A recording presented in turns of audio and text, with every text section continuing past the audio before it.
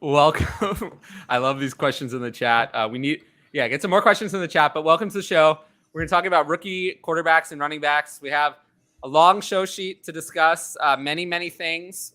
But yeah, welcome everyone and my co-host, Patrick, with your tattoo. How are you doing? I'm good. I'm here. It's middle of the week. It's almost one. How's Evie? Not even half over. My little Evie is good. She's in bed. Hopefully we don't hear her cry tonight. Oh no, I meant the tattoo, bro. The show. not your daughter. Oh, not about my daughter. No. Trying to find the best way to show it, but yeah, my little Evie. Aww. It's good. It's in good shape. That's sweet. So bright and vibrant. I love that. And Hutch, you're with us despite the fact that you've been hit in the head a bunch of times. Tell us more. Yeah, I'm here. I'm good. But yeah, I did tweet it a while ago, but just a few days ago, I learned that I've had a concussion for the past month. So I've been trying to stay off of screens a little bit. A football game with some friends got a little wild, and I got hit. So and I've been having headaches ever since then. And I got evaluated a few days ago. I have a concussion, so I've been trying to stay off screens a little bit. But I'm here, very excited for the show. I'm opposed to concussions. I think those should be canceled. That's a good thing. I don't know how you do that, but yeah, I don't know how I would do that either. I mean, we have a lot of dreams. I've always wanted to be. We talk about my OnlyFans career and other things. But yeah, Emerson, you're here. Well, welcome. Thank you, my friend. Thank you for having me on. I've been a big admirer of your work for a long time, so I'm happy to come on the show finally. I appreciate that. I don't get that very often. Only 100 times a day. It's not often enough for me. But thank you. It means a lot to hear it from someone in the industry. But so the people watching the show probably don't know you. So tell the people a little bit more about you and what you do.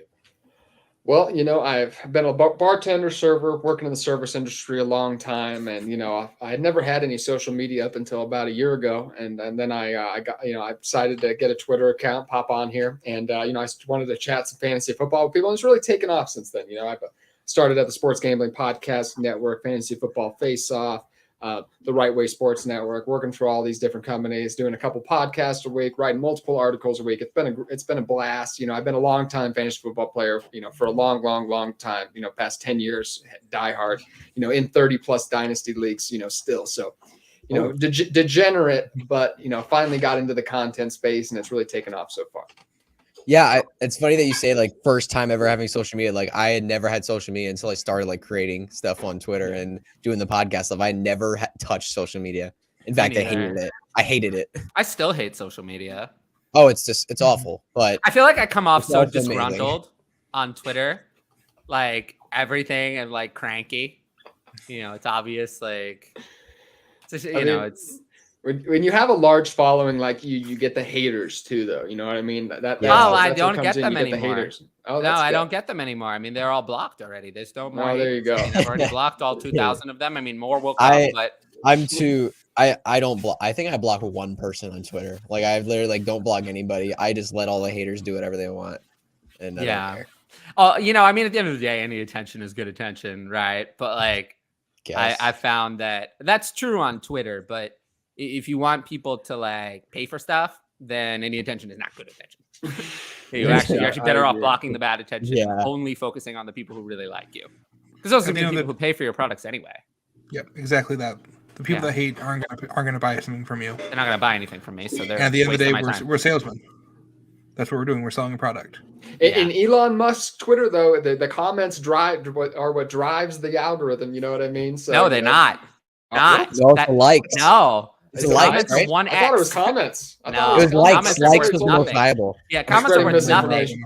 It's retweet. Yeah, big misinformation. Likes are actually worth the most. I was surprised that. I thought retweets would be worth the most. See, that's likes are worth the most, then retweets, and comments are worth almost nothing. Well, see, that's just me. That's the classic. When you hear something, it's fact. One person told me that, and it was fact for me. You know what I mean? Like, okay, I'm gonna tell every person I know about this from now on. No, you really want to get a lot of retweets. Likes are harder to control. Retweets are actually easier to control. You can find a way to get those. All right. So today Ryan will appear at some point. Today we'll talk about quarterbacks and running backs. I have many things to say. I'm not as excited for this class as I once was, but that's okay. But yeah, a few questions in the chat and then we'll jump into it. So I'm picking 101. Who would you target either in trade or by the draft?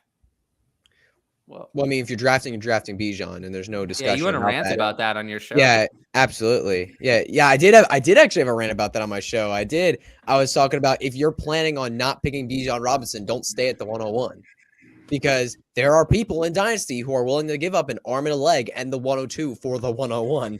Like, you got to go out and reach out and see what you can get if you don't want Bijan. I did actually have a big rant. I actually got kind of mad on my show about that.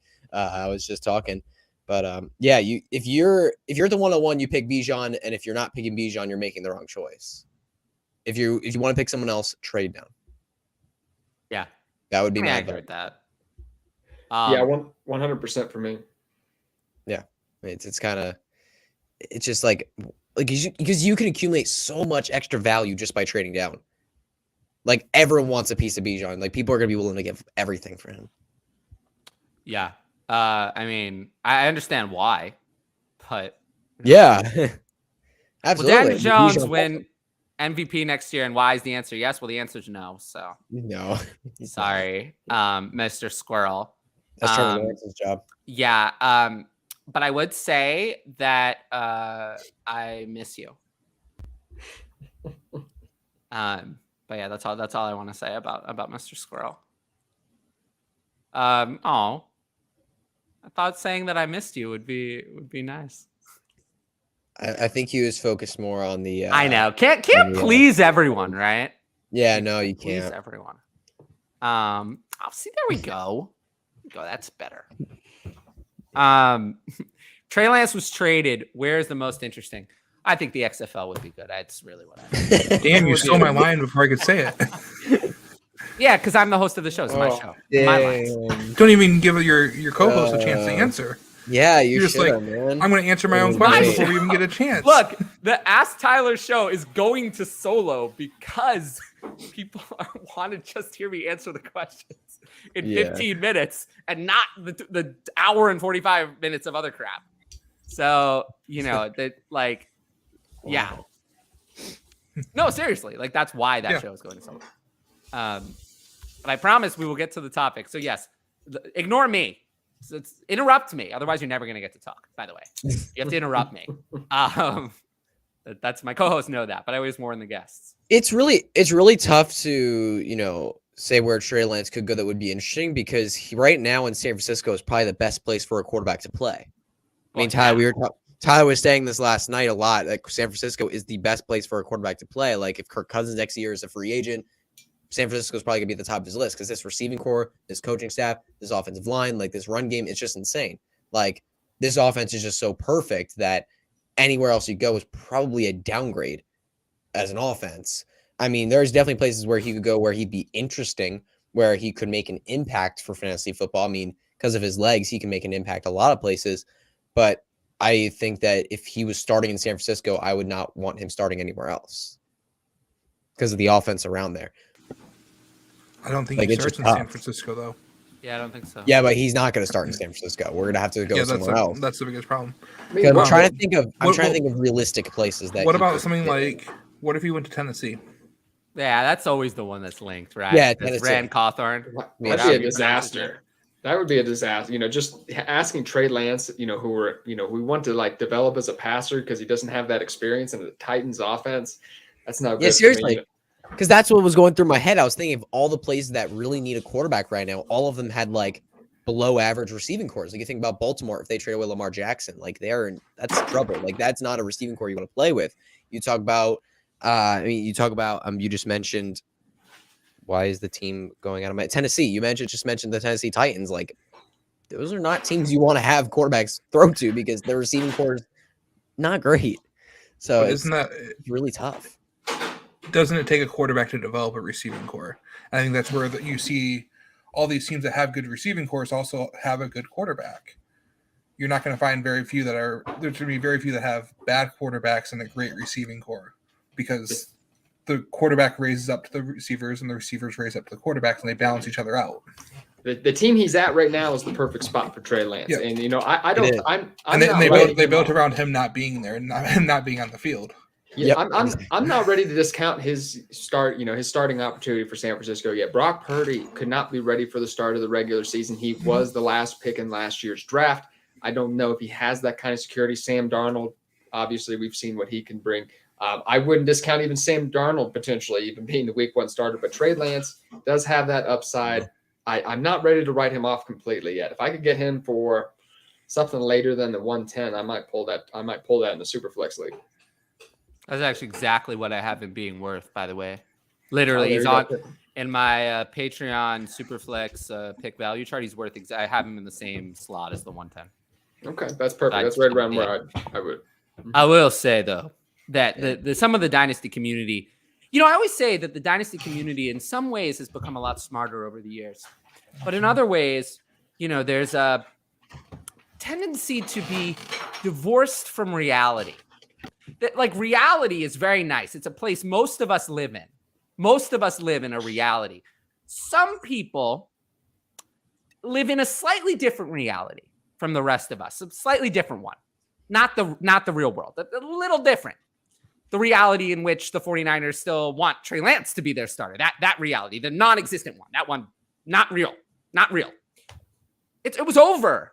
It was over. The article's coming out on DLF in 2 days. It was over. I mean, you can hear what they said. They said, we like Trey Lance on our team right now. How many times have we ever heard anyone say that about a player and then that player remains on the team for a long period of time? Never. What it means is that if Brock Purdy were still healthy, Trey Lance would already be gone. He'd be gone. He'd be traded, gone. The only reason Trey Lance is still there is because they're not confident that Brock Purdy is going to be ready for week 1. I mean, that's it. I mean, that's the only reason that he's still there. He'd be gone. What Kyle Shanahan did to his trade value is criminal. If they wanted to trade him, all this, he should be hyping up Trey. We love Trey Lance so much, and he did nothing like that whatsoever. Kyle Shanahan is acting like a fool with this Trey Lance situation. I mean, it's Lynch who said that, though, really. Oh, right. I'm sorry. That's what I meant. John Lynch. Well, it says right here. It says here that was one thing that was said, and then there were some other things, but it was bad. We like Trey on our team right now, but Kyle and I always joke that we'd listen to any trade offer, but we like Trey on our team right now. We don't say that about someone you want to be your starting quarterback. That you don't talk about someone you expect to be your starting quarterback that way. That's just unacceptable. If you thought that he was going to be your starting quarterback, then that's not an acceptable way to talk about him, and that's a big problem. So he's not their starting quarterback. He's clearly not their starting quarterback. Brock Purdy is. Because otherwise you don't talk about the starting quarterback that way. That's just not how you function as an NFL franchise. So Brock Purdy is their starter. And there would be no conversation if Brock Purdy hadn't gotten hurt. The only question is he going to be ready and healthy? And that's really all it is at this point. It'll all be in the article. And you would look at this offense, he fits their offense so much better because they don't need a guy. We talked about that yesterday. Yeah. Yeah, you were talking about that yesterday. He fits their offense so much better than what Trey Lance does because they just need a pocket passer who can deliver the ball. That's all they need. They don't need someone who's going to run all over the place. They don't need a cannon for an arm in Trey Lance. They don't need that. That's why they had Jimmy Garoppolo going to a Super Bowl because that's the type of offense they run. In terms of this question, I would say that Baltimore. Yeah, is the most. I mean, it's what they like. He's not Lamar Jackson. We talked about it yesterday. He's a similar player. Tampa. Tampa would be my favorite spot for him. That'd be great. Yeah, I mean, that would be interesting. Core, you got the offense. I could see them being interested. I didn't even thought of that. They have Baker Mayfield. Pretty good one. Yeah, they only have Baker Mayfield. That's a good one. Mm-hmm. Baker Mayfield, they don't, they have him, but he's a negative. He's failure. I don't think they're attached to him by any means. So Trey Lance, Mike Evans, Chris Godwin. That's where I want to see Trey Lance. Somebody with some solid wide receivers like that. There's only a couple spots like Patrick was saying. There's not that many spots that fit in like that. But Tampa would be my favorite spot.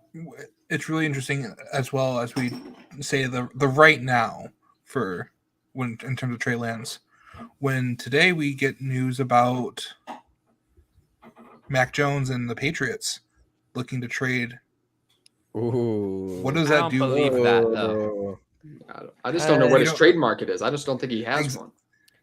Yeah, I feel Exactly like that. teams would be scared of the fact that like there's a bad relate because there have been a lot of reports saying Mac Jones does not work with this coaching staff at all, and that he is like a bad person to have in the locker room. Like that's like all the reports are showing that he's not a good person to have in the locker room with that coaching staff.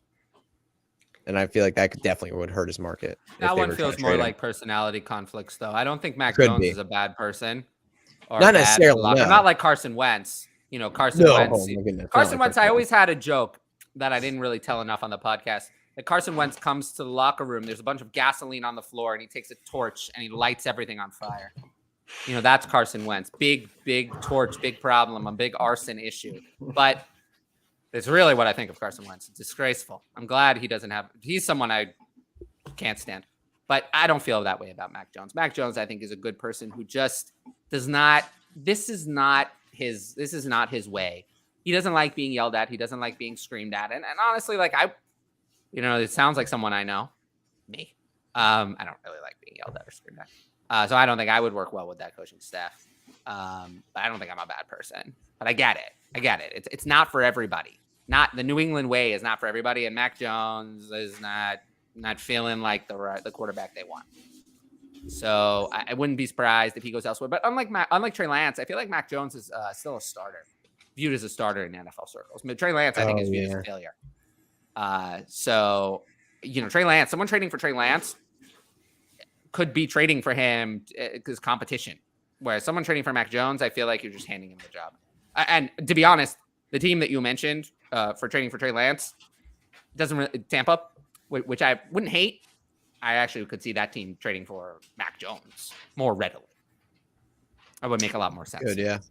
With the quarterbacks that they already have on the roster, you change nothing. You change nothing going from Baker Mayfield to Mac Jones. Nothing at all. The only thing is you have someone more effective. My only question is, can Mac Jones or Brock Purdy or Mac Jones with the quarterbacks that are in the league right now, Patrick Mahomes, Josh Allen, do they get you anywhere? You know what I mean? You have to really have a great team around these guys. You know what I mean? Trey Lance has that at least upside to potentially get there. I think Mac Jones totally has it. The difference is just it's not for fantasy. Brock Purdy, maybe not. Okay. But Mac Jones was excellent at Alabama. I mean, excellent at Alabama. He put up numbers in the SEC. I mean, against great competition. He made receivers do very well. Those receivers went to the NFL, and they looked pretty good, and he was part of their development. I think he's been dealt a horrible hand. I mean, he's had to play with 2 years of disgraceful offenses. This year, a defensive coordinator and a special teams coach were coaching him. I mean, that's unacceptable. Yeah. And I think that Mac Jones, actually for a rookie quarterback, was really good as a rookie. People forget that. But not for fantasy. Not for fantasy, but for real life, he was good. That's the difference. There's a difference between real life upside and fantasy upside. Brock Purdy, I agree, is not high ceiling in either one. Mac Jones, I think, is someone real life. I do see some upside more than Trey Lance, in my opinion. Real life. For fantasy, I see far more upside. But for real life, I think Mac Jones has the ability to be a top 10 passer in the league. Absolutely. I don't see why he wouldn't. Players who have his type of rookie year usually end up being successful. They don't usually fail. When you come in the NFL and play that well with no weapons, you usually succeed. So I would disagree. I think if Mac Jones played with Chris Godwin and Mike Evans, he'd look pretty good. A lot better than Baker Mayfield would look in that same offense. I mean, 100%. I completely agree. I agree he would look better than Baker for sure. Oh, I think he would look twice as good. I mean, Baker Mayfield is one of the worst quarterbacks I've seen start that many games. He's up there with Sam Darnold, the other one who's talked about. To start that Marcus Mariota, those are some of the worst quarterbacks I've seen that start that many games. He's bad. He's really, really bad. Yeah. It's like fantasy poison and real life poison too. Terrible. Thoughts on Quentin Johnston, pros and cons. Let's just touch on. I'm just going to kind of brush past this one. I think he's actually pretty good. I actually like him as a prospect, but this is the quarterback and running back rookie show, so I do like him. I actually moved him up to my rookie wide receiver 2 ahead of Jordan Addison today when I was redoing my rankings for this show. But yeah, I don't want to get into him too much because we have so many quarterbacks and running backs to break down. You do. Yeah. Well, let's talk about this one, though. What about this one? This is related to rookie quarterbacks and running backs. I think it's an interesting discussion because we don't talk about 1 QB leagues very much. We don't because, I mean, things like safe leagues, they don't even offer new 1 QB leagues. They don't offer it. You cannot sign up for it because the demand is so low. People don't want to play in 1 QB compared to new leagues are almost all Superflex. 80 to 90% of leagues form Superflex. So we don't talk about it a lot, but I know that Dynasty, there are leagues that have been going on for 10 years, and 10 years ago, every league was 1 QB. So we have to, it's nice to get a question about it every once in a while. So what do you think is a reasonable spot to draft Anthony Richardson or any of the quarterbacks in a 1 QB rookie draft? What do we think about this one? So I have a slightly different perspective than a lot of people when it comes to 1 QB dynasty quarterback rankings. It's very easy to get a QB2 in 1 quarterback leagues. You can get one for a late second usually, or just as a throw in on trades. The problem is Anthony Richardson's ceiling is a guy that could be a top 5, top 7 NFL quarterback in fantasy. So I'm willing to pay up, even though he's not my QB1 of this class. In Superflex, he is currently my QB1 in 1 QB because his ceiling is that much higher than everyone else's. So yep. I'm looking at him on I'm in one quarterback dynasty league. I won the championship this year. I'm sitting at 1.12.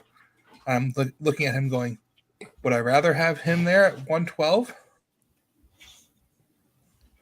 Or maybe it's not pretty. I think Rashee Rice. I think it's the kind of thing. Marvin Mims. A couple of things. One, I agree with what you said about the values. For example, in Superflex, I have Trevor Lawrence higher than Lamar Jackson and Justin Fields. But in 1 QB, I have Lamar Jackson and Justin Fields higher. So that's kind of an example of similar to what you were saying. But yeah, I mean, I think the other thing is before the draft, the quarterbacks have less risk. We know that they're going to go high. We know that they're going to be. So right now I have Stroud, Young, and Richardson back to back at 13, 14, and 15 in my 1 QB rankings. But I expect that after the draft, a few players will pass them and they won't quite be that high. They'll be more like 50 starting at. So I wasn't laughing at you guys. I was laughing at a comment that came. It's all good. Yeah, from it's all good. Extra medium. That is extra medium. I don't know. This is an adult small, by the way. This is an adult small. Adult small. Yeah. It is a bit smaller. I will definitely say that. I didn't. It's tight, showing off the physique today. I like it. I didn't mean. That's not what I meant to do. But I mean, I might have to wear small then. I'll show off. No, yeah, I got for my budding OnlyFans career. We'll have to see. We'll have to see. If the people demand it, if the people demand it, we know I'll do anything. If the people. I'm sorry, I'm not trying to do that at all. But that is freaking hilarious because I'm looking at it now in the thing and I'm like, oh my gosh, that's totally that's pretty small. We'll get you an XM, extra medium. Extra medium. No, it's an adult small. It's adult small. And it's 4 for 4. One of my this is one of my favorite like fantasy football logos out there. 4 for 4. Shout out to them. If any of these guys are there watching, I love this shirt. It's like one of my favorite shirts. They might be watching. I don't know. Love them. I can't believe they won their lawsuit against Wendy's and saved the 4 for 4 name.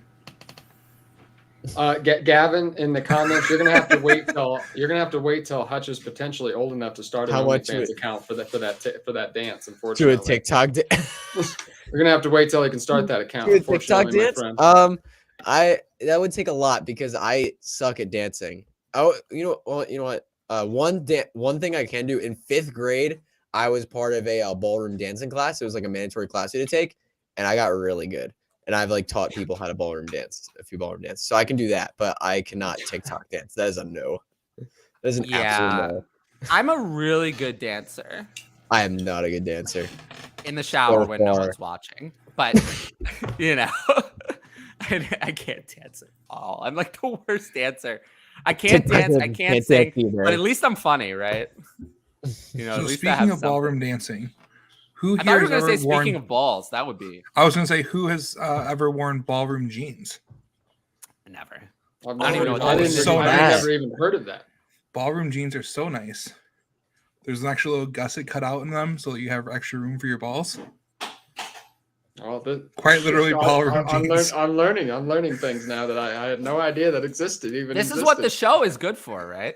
Yeah, I don't think you don't know you can't afford it. I guess, man. But yeah, to answer the question, I feel like I actually agreed. I mean, I said I had them all early second. So with that, I do think again after the draft, we'll have to see which running. The problem really is which running backs actually get the draft capital. The ones that do, I think, will be ahead, but we don't know which ones those are. It's a problem. Do you take the number 1 overall pick at 102 in your rookie drafts, or do you have a QB1 regardless of who Carolina picks? Oh, wait. What? They're asking. got it. Essentially, Okay, they're gotcha. asking. CJ Stroud would be my number 1 regardless. Ooh, I am really in the Bryce Young train. I think it's gonna be hard for me to not pick him 101. I mean, at the 102. I think it's gonna be Bryce Young for me, no matter what. But we'll definitely see how it goes, how the draft goes. It's just I can't imagine I can't imagine Bryce Young lands somewhere where it's like, oh, that's a really bad landing spot. I don't want to pick him 101. Like, he's gonna go like top 3, top 5 in the NFL draft pretty easily. If not 101. I had Young and Stroud basically dead even the whole time. So if Carolina traded all the way up to number 1 to get Stroud would be my 1. Young. Yeah, that would be that'd be interesting. Yeah, I would also. It'd be super cool if Stroud got picked at 2 for Houston, and then 12 Houston picked Jacksonville-Jigba. Yeah, that's not gonna happen. Because that'd be legit. I don't think it'll happen, but man, that would be so awesome. It'd be Carolina seems pretty locked in on Stroud. Yeah, they do. I think it's going to be Stroud at 1, Young at 2, and I think Richardson's going to go to Colts. Yeah, that's what everyone's pretty much. No, Will Levis. No, I think Will Levis might go to the Colts. Will Levis sucks. I think Richardson could end up in Seattle or Detroit. No, it's for a year. For me, Will Levis. Sometimes I forget that he's not Zach Wilson. Yeah, they remind me so much of each other. And he has a lot stronger frame. That's not a compliment. A lot more physical, a lot bigger. I like him. I think he has a lot more tools to work with than Zach Wilson. For me personally, I like. Yeah, but there's a problem. Yes, there's a problem. It's the same problem. It's the same problem. High range of outcomes like Zach Wilson. The problem is right here. That's the problem. That's going to be a big problem. The same problem that Zach Wilson had. The brain is the problem. I think there's going to be a big problem there, and I'm good. Someone else can have Will Levis. I'm just totally uninterested. Totally uninterested. Very rare a prospect rubs me the wrong way as much as Will Levis. Should have learned my lesson. I learned my lesson with Zach Wilson. It's screaming everything about how he acted at the draft. Everything just is all his behavior. Everything just screamed this. Don't draft this guy. Don't draft this guy. Something's not right with this guy. And I should have just listened. It just gave me a very, very off-putting taste. Everything about how Zach Wilson acted. And I'm getting the same vibes from Will Levis. I just don't like him. And that matters. You can see in the NFL, how quickly did the Jets players run away from Zach Wilson? They just didn't like him. They just don't like him. And that matters. Whereas Anthony Richardson aced his interviews, was so charismatic, everything. Now I read articles about how Anthony Richardson's charisma is causing him to rise in the NFL draft. That's what I want to hear about. Because you got to remember, we're like fantasy analysts, and we go into the numbers and all that. You also got to remember these are people too. These are people in locker rooms. They have effects on each other. Exactly what I'm saying. You really have to remember that.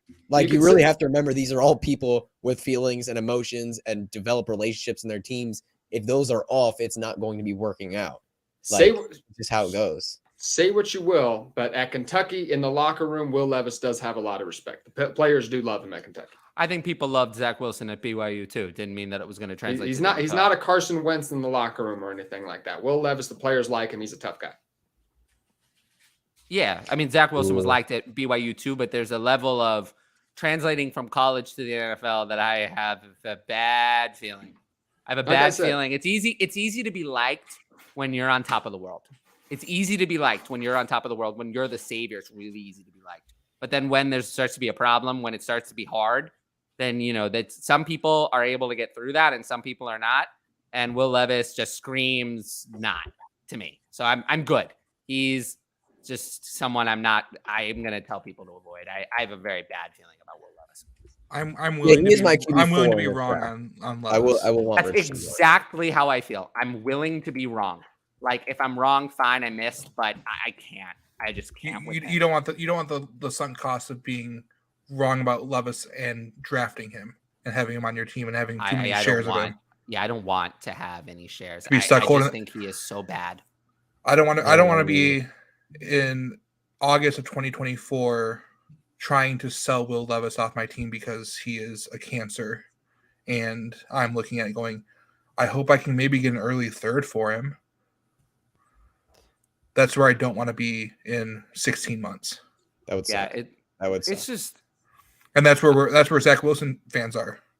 The people that love Zach Wilson coming out, they're sitting there going, "What do I say in this league? Like I invested a lot in that draft class, and all of a sudden I got Zach Wilson, and I missed, and I've had 2 years of banged up Trey Lance. a lot of people My passed on quarterback like room is Jalen shit. Waddle to take Zach Wilson. That's true. I also heard a recent story, I think on the Fantasy Footballers, they were talking about Jason passed on another passing on Jalen Waddle, so he passed on Jalen Waddle to draft Trey Sermon. Oh, That was brutal. oh, Yeah. Wow, that's man. almost even worse. Yeah. Zach Wilson at least has some value. My favorite is seeing What team does Trey Sermon play for now? Dynasty Eagles. Orphans. He's still in the Eagles? Okay. It's Yeah. seeing Dynasty Orphans, and you can tell the person played on Twitter or was on Twitter a lot because you can go through the flavor of the month, and they've got like 5 of the flavors of the month, and none of them worked out. And it's like, oh, this team really, you got nothing left. You overpaid for all 5 of these guys, and Yeah. Oh man, it's so true. Yeah. What? Okay. Cool. Tampa Bay. I would love it if they did. It would be. Oh, Lamar on that offense. That'd be interesting. Lamar. Yeah, I don't think he would fit in that offense. I would be fine. I mean, I think he'd find a way to work it It out. wouldn't be I great just, for Godwin or Evans, but yeah, I'd like that for Lamar Jackson. Yeah, it'd be good for Lamar. I would also. It'd be I good don't for think NFL down with football. Rashad White, given that he's a great pass catcher. I'd be a little bit worried about his pass catching upside if Lamar's running all over the place. that's true. I'd be worried about Rashad White a lot with that. we also see what a mobile quarterback does for the rushing game. In terms of, you see more often guys rushing for almost an additional yard per carry if their quarterback is a true dual threat. Because Yeah, I do like what Gavin said. He will fit in any offense. It's just that for fantasy purposes, he could mess up a lot of different pieces if he's not in the right offense. Yeah. Who's more likely to draft a rookie quarterback, Lions or Seahawks? He originally the comment originally said I golf saw or that. Gino, Yeah. which was really funny. Yeah. Who will draft the quarterback first? It's really great. Lions or Seahawks? Well, I mean, who picks first?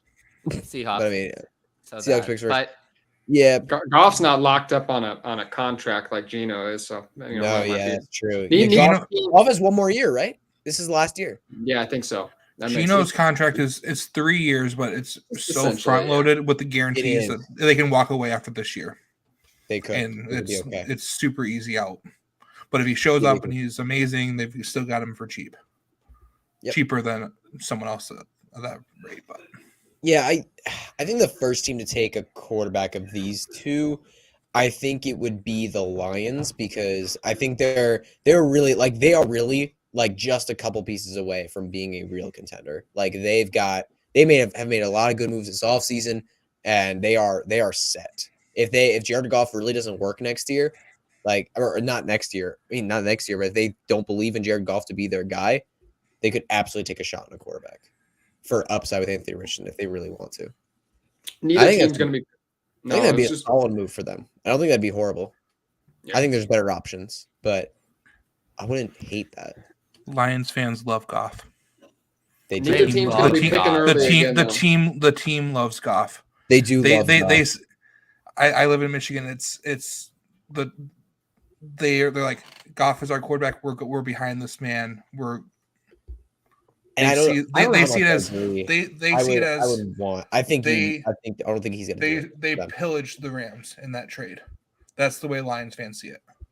Is yes, Stafford got his ring and they're happy for Stafford, but they pillaged the Rams in getting multiple firsts in addition to a quarterback. both the Seahawks and the Lions have 2 picks in the second round, and I would not be surprised if Hendon Hooker was there, that either one That's a would good take one. him. And Hookers can get the first round hype though. Yeah. That'd be insane. okay. I would be so. I'd be like mad. That's I'd be fine. mad. Yeah, I'd be that's legit fine. mad if he gets picked in the first round. He's not gonna be picked anywhere He near the should top of the not. draft. But Barnwell had him going number 5 in his That most is- recent mock that's- draft on That is ESPN. not man. okay. Did that come out on That is April not 1st? Okay. yeah, No. It was wild. I pointed out to her, I was No. like, "This is crazy," is what this is. I don't believe that for a second. That's like, nope. there's It no was way. wild. I mean, No, I'm telling you, it was what he clarified it later. Like I was watching some of the ESPN when he went on and was getting roasted. He later started saying it's what he would do. That's what he would do at number 5 is what he started saying. But yeah, that's what he did have in his mouth. Oh, that's fine. He can do that. I'm good. Take all the Hendon Hooker you want. Shanahan talked the same way with Jimmy G. Well, yeah, he's wanted to get rid of Jimmy G for like 4 years. He doesn't. He wanted, to be honest, I think he wanted to replace Jimmy G with another version of Jimmy G. That's he was exactly vetoed it. Yeah. by the front office, who made him Yep. take Trey Lance, who he never wanted in the first place. And now we're in this situation where he still doesn't want. I think he wanted to take Mac Jones. I feel like he always wanted Mac Jones. And John Lynch forced him to take Trey Lance. Because Kyle Shanahan has never wanted Trey Lance. Never. He's never seemed like he wanted. He's never enthusiastic. So he's like, yeah, we have Trey. He's our guy. Never happy. Never enthusiastic. Never wanted him. But yeah, of course he talked the same way with Jimmy G. Did you hear his parting shot at Jimmy G this week? It's like, yeah, no, I'm never going to hear from Jimmy G in the offseason. The only way you'll ever hear from him is if you run into him on the street. There's no way to reach him. So that relationship was not good either. No. Do I think that Purdy is a better passer than Lance? Yes. Yes, I do. He's thrown I do. more game passes in one He's in more- one NFL He season. did. He's slight. It's slight, but I would give Purdy the edge with his arm. But I'm not as enamored. I don't think it's as locked in as some people think with Purdy. I just, without practicing this offseason with him maybe questionable for week 1, I think we're asking a lot of the player who was last in the pick in the NFL draft last year. I won't get too attached to draft capital here as we start seeing him play in the NFL. But Purdy's a slightly more advanced passer. But like I said, I just don't think we've seen enough for Trey Lance. I think Trey Lance is getting a little bit hated on. He could be a decent value in super flex leagues right now. I definitely hate him. I could tell. I Yeah. I don't hate him that much. I mean, the Dynasty community is closer to a reality with Trey Lance than they are with DeAndre Swift. It's not as strong as your hate on Will Levis, which I think was also the hate on Will Levis was also a little strong on the show, I think. But Oh, I was being nice. That's me being polite. that's you being nice. Yeah, that's me being polite. Yeah, he said he's better than Zach. He looks better than Zach Wilson. Well, that's true. I mean, half of his brain seems to work correctly. Better than 0% that Zach Wilson offers. So it's not terrible. The mayonnaise is really the problem. That I just can't go for. I mean, mayonnaise in the coffee, it's just such a That is so disgusting. mayonnaise in the coffee. It's just no.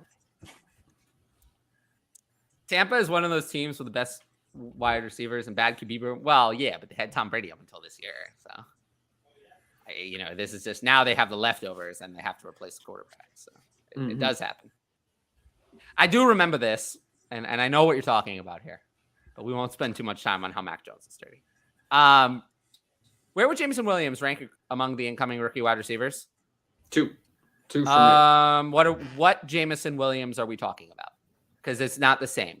Is it Jameson Williams before he got injured at all? Jameson Williams after he got injured, or Jameson Williams now? Because it's 3 completely different answers. Jameson Williams before he got injured would be number 1. Really? Actually. You'd put him over Jackson for Jigba? Yeah. Jameson Williams before he got injured would have been a top 5 NFL draft pick. I think would have been a superstar. He'd be number 1. He's number 1. Yeah. I mean, I think the injury is the only reason it didn't come together. Jameson Williams It's after the injury, very but close, before the rookie year. That version of Jameson Williams would probably be number 2. Jameson Williams now, knowing that the rookie year was this bad and the track record of players who fail this, it doesn't matter what the reason is. You can go look at the list. It's bad. It's Kevin White. It's, Darius Geis. It's any position. It's bad. John Ross, Mike Williams. I mean, Corey Davis, players who missed significant time or did almost nothing in their rookie years. It's N'Keal Harry. Bad is that history. So we don't like that history at all. So now he would be 4 for me.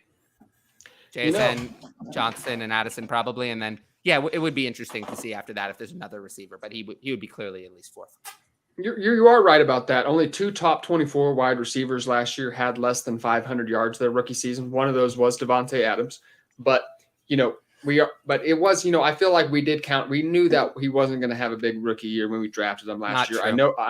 We didn't know it would be this bad. We didn't know it would be this bad. We didn't know we had one catch. I didn't expect one catch. You're right about that. Nobody thought it would be this bad. Most people thought he would. The common knowledge was that he would miss 4 to 6 games. He would come in, there would be an adjustment period, but by the end of the season, he would be fully healthy and being used. That is not what happened. The expectation is not what happened. I think people had high expectations though. For coming off an ACL, we see players traditionally. He missed even my worst case scenario. It was worse than my worst case scenario. He would have been better off if he didn't play at all.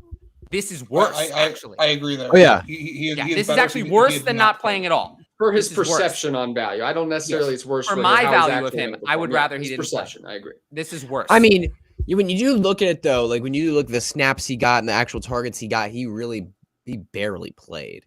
Like that's what exactly. That's a big problem. It does make it a problem. That's a big problem. Why didn't he play? It wasn't like there was one game. There was like many games where he had an opportunity and he didn't show anything. Like, I get it, but like he was active for the last 6 games. He should have shown you something during that period of time. He showed 1 catch. He had 1 catch. It was a good one. He had a couple things called back. He did have a couple broken coverage, but it was a good one. I get it, but I mean, come on. Like I understand you're hurt, but there were plenty of guys who came off injury. I mean, Odell was hurt for a lot, and I know Odell and Jameson Williams not the same player. I'd say Odell was coming off an injury, came in, was good immediately. I'm not expecting that. But I'm expecting you to exceed a 25% snap share one time over the 6 games. I'm concerned. Would have been nice. I'm concerned that he came back in 10 months after an ACL that we usually see 12 months back. Not now. 10 months, you should not. 10 now. months, they're back, but they're not back. You know what I mean? This was bad for not back. This was bad. He looked more hampered than he should have been.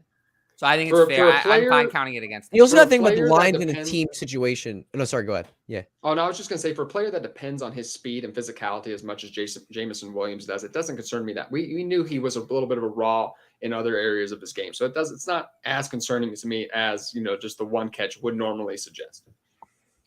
I'm also like, you got to think about the Lions and their team situation. Like they had no rush to rush him. They had no reason to rush him. Like, I feel like they had no reason to rush him on the field. No reason. I don't know why he was what. I mean, they were very close to making the playoffs. They had the reason that they didn't rush him. Fully healthy Jameson Williams doesn't make them in the playoffs, though. No, maybe not. They played fine without him during that stretch. Maybe not, but that's almost even worse. That's saying that he wasn't ready to be helpful. So exactly that he shouldn't have played. Yeah, I mean he was complaining about his role. That's the other thing that is scary to me is he seems to think he was ready, and they thought otherwise, or that he wasn't helpful, or that he didn't have any, or just wasn't ready for all the different sets, and he hadn't shown that he was ready to. Either that maybe he wasn't prepared. I mean, we don't know, but I don't like that he was active for 6 games and did nothing. With how much the Lions invested in trading up for him, I think we'll see a much bigger role from him this year. Oh, I better hope so, because I'm going to be out very quickly if it's not if it's week 1 and it's a problem, then I'm willing to be on that board, but I'm right now got him around a wide receiver like 2024. Let's see where I have him. It's not that. Well, I'm my wide receiver 36. Oh, so I'm higher on him than you. I mean, I have him at 25 without rookies. So with rookies, I would assume I'll have 3 at the top 3 ahead of him, and then probably Zay Flowers is on the line. So he's 28 or 29. 28? 28 or 29. Okay. And he'll probably end up being like 23, 24 for me. Right now, I've been getting some dynasty rings together lately. He's my wide receiver 24. Right now. I was doing redraft. I'm sorry, wide receiver 36 in redraft. I have redraft. Yeah, no. In Dynasty, I have him a lot higher than that. I think he's my wide receiver 22 in Dynasty. 22. Yeah.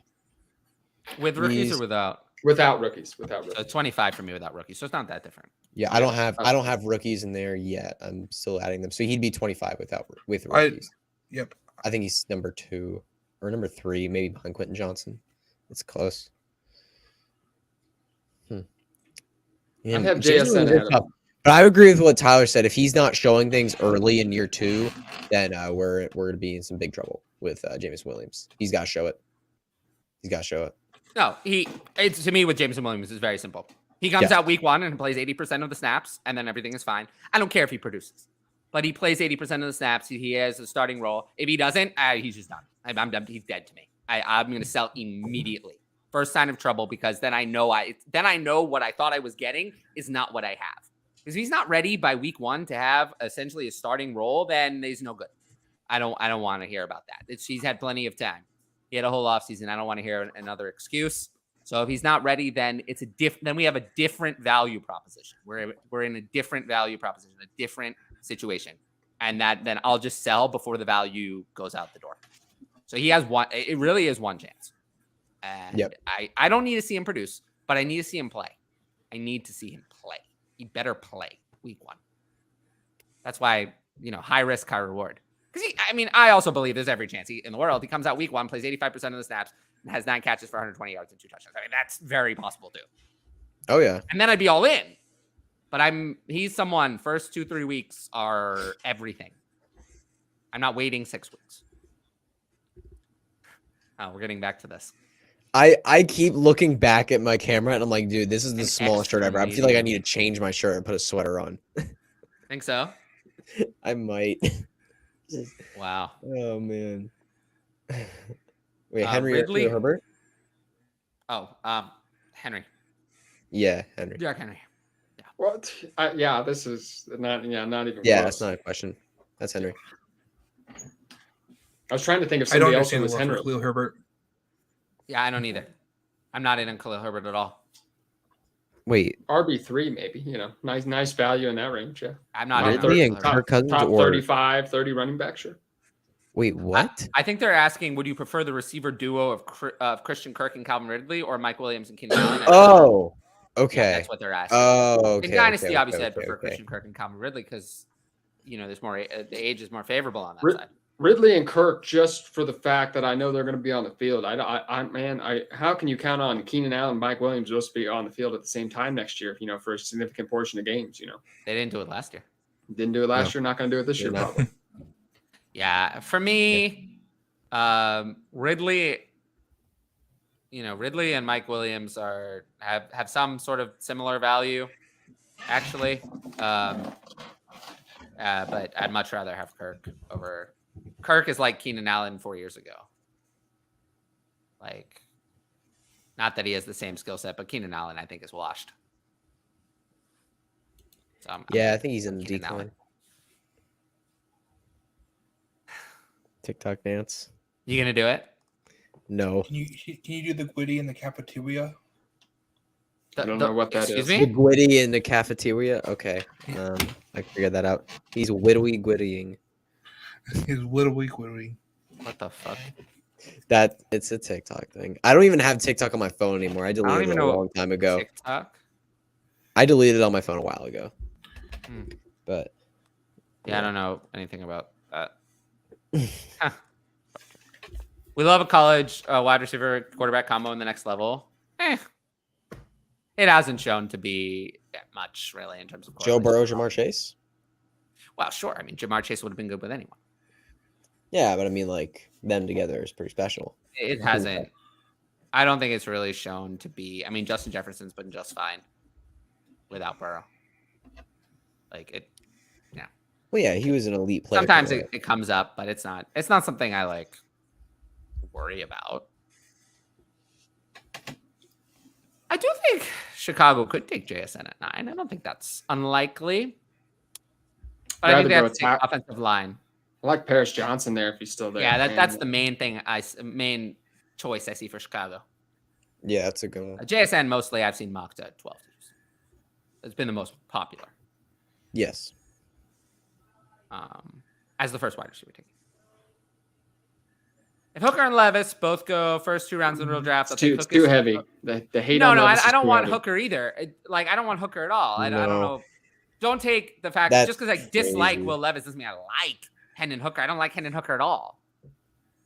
So I don't like him at all. So no, I'll take the guy who went in the first. Yeah. I'll take. If I dislike both players, I'm going to take the one who's drafted earlier.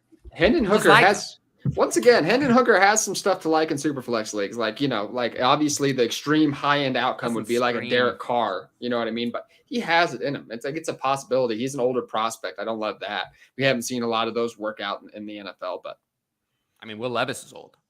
Will Levis is old. Not quite. Hendon Hooker is even older. Yeah, even older. Yeah, exactly. Yeah. For me, I dislike both players. Probably I would lean toward Will Levis as a prospect.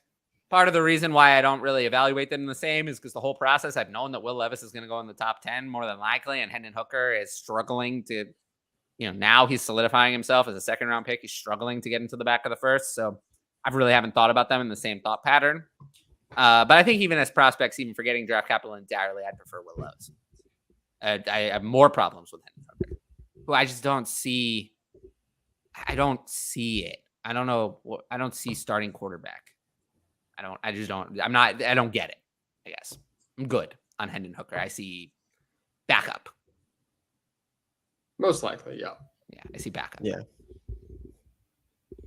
I mean, I don't know. What's a fair skill comparison for Hendon Hooker? Teddy Bridgewater?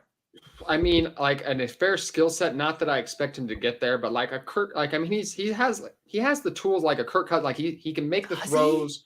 Like that would be like an extreme high end outcome. Like I'm trying to find like a people that people. You're not going to throw for 4,500 yards. No, not likely. That. But he has that arm talent. He has all the physical tools. That would be an extreme high end outcome. I'm seeing more of like that, like a Derek Carr. Like he has a good arm. Like that's not really what the issue. I've seen him make some downfield throws at Tennessee. Doesn't have any dual threat really ability he's going to add at the NFL levels, but most likely a backup. But there is some things to like accurate quarterback for sure. I feel like it's so Teddy Bridgewater. Someone who can start in a pinch, but really just kind of doesn't have it. Yeah, probably. Obviously I think that seems like the median outcome for me is what I'm saying. That's the median that seems like a median outcome. That's someone fair. Who's just not, who's a Mm-hmm. backup, who's a high-end backup. Exactly. 35th to 40th best quarterback in the NFL. Lamar fits in any offense. He's an MVP. Well, I mean, I think that Lamar is good enough. I disagree with this statement. But the correct statement would be Lamar is good enough that any team should be willing, almost most teams, should be willing to change their offense to suit him because almost any team has personnel to run a Lamar-style offense that would work. That's the correct statement. No, he wouldn't fit in any offense if you just didn't change it. If you just ran, if you ran certain offenses, it wouldn't work. But Lamar is so good that no matter the personnel you actually have, you can suit the offense to him and still be good. That's the thing. He's good enough to make players who would not ordinarily work in that system good enough. However, it's not going to be good for their stats, so certain players may not like it. But yes, I think he would make any team better, other than ones obviously with the top quarterbacks, like Washington, obviously, for example. The Falcons. I mean, these are teams that would be the Tampa. These are teams that would be revitalized with Lamar. Yes. 12-team Superflex, Rodgers and Cup or Kyler Murray. Ooh. Can I have neither, please? Kyler Murray, I guess. I mean, it's hard to say.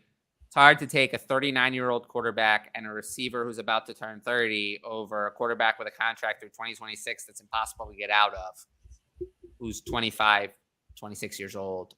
So it is Kyler Murray, but I don't. Not excited. I'm not excited.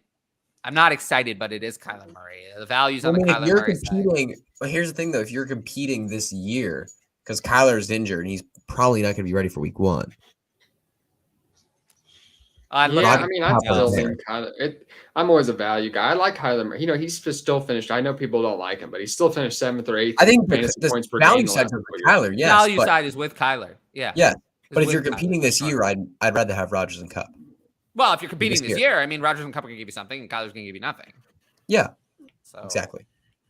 But yeah, the value side is with Kyler. I do think you can still get a little bit more for Kyler Murray than this. Yes, you Specifically, could. Aaron Rodgers, I have some concerns. Even if this said, who would be better? I don't know. Even if it said even Derek Carr and Cup, I'd be a little bit more interested. Aaron Rodgers, I just have no interest. I'm still worried that Aaron Rodgers could just wake up tomorrow and be like, oh, I don't want to play in the NFL anymore. Oh, okay. Retiring. I mean, I actually have legitimate concern that is a possibility. So if it said Derek Carr in Cup, I'd be, or something. Russell Wilson even. I have issues with him, but he's not retiring anytime soon. He's still owed 4 more years of a lot of money, so he's not going anywhere. All right, this is a good question to talk about rookie running backs. Are there any rookie running backs you'd be out on regardless of above expected draft capital? That was kind of a mouthful. Or running backs in on with below expected draft capital? Generally, my answer to this question is not really, but if anyone has something specific they want to say. Honestly, no. Like these, the first two, I think. Well, one, I think Jahmyr Gibbs, he's been getting a lot of first round hype, and if he goes in the second round, I feel like some might be a tad disappointed. I'm in on Jahmyr Gibbs no matter what. If he goes round 1 or round 2, because he's not going round 3, he's going round 1 or round 2. If he goes round 1 or if he goes round 2, I'm still going to be all in on him, but I don't know how much that really applies here. But then all the other running backs in this class, like there are 10 other running backs that you could see being legit starters in the NFL. Like this class is deep. This class got a lot of good players. And for me, it really matters for most of them, if not all of them, draft capital, how much draft capital is invested in them. Because if there's a day 2 pick on some of these guys, I'm going to be in. If it's day 3 or later, I'm probably not going to be as in on those players. But yeah, Ryan, you're here. Yeah. How are you doing, bro? I'm living. You're living? Well, good. Now that you're here, you can take over the chat for a second. Okay. So, well, sounds good. Okay, we done answering this? Let's go. Yeah, we've been answering that. We have been answering it. All right. Rams will go to right up to the point of shipping him off. Yeah, there's a lot of comments on what we were talking about. I don't know where the next question is. The next question. It's right here. It's right after it. Hey, there it is. Who's the best value of the 49ers pass catchers, considering fading them all with the question mark that is their QB room? Yeah, their QB room is so concerning that I don't want any 49ers pass catcher at this point. I don't want any of them. I want none of them. I want them all off my dynasty team. I want Brandon Ayuk. I've gone back and forth on him. Brandon Ayuk is who just got picked up for his 5th-year option. I agree. I love Brandon Ayuk. I do think he's a talented wide receiver, but man, I don't. He figured it out with Shanahan. They got right. Got connected with Purdy. Did well with Trey Lance. A lot of hype with him and Trey Lance going into the last season, and their connection. Give me Ayuk. I also really like Kittle. If Brock Purdy is the starter, give me all of the George Kittle, who has tended to fall down people's ranks over the last year or so, but only put up I wish I had those splits ready. If I known we were going to get to talk George Kittle today, I would have had the splits of what his last 6 games look like with Brock Purdy, because it was consistently 3 or 4 catches, 50+ yards, and a touchdown every single game, if not 2 touchdowns. Yeah, I mean, Kittle is fantastic with Purdy. It's not him that's the problem. It's more so Kyle Shanahan just decides when and when to not use him. So yes, because George Kittle, because he is a great blocker and he has a lot of fun throwing people around. You see him laughing on the field halftime. I mean, he was at WrestleMania. It was game script dependent. Like it was, who are they playing and what does his role need to be for the team to be successful? Yeah. I mean, it's so frustrating as a fantasy. Yeah, I had someone. But that's the entire tight end position. I had someone in a league recently, a Dynasty league. I don't have George Kittle, but someone was offering me George Kittle. They offered me a 24 first. I had to give up my 24 first for George Kittle. Would you do that? Because I declined. I said no. I don't think I think I'd pass on. I would not. I'm not ready. I don't feel like your team. Most teams aren't George Kittle away.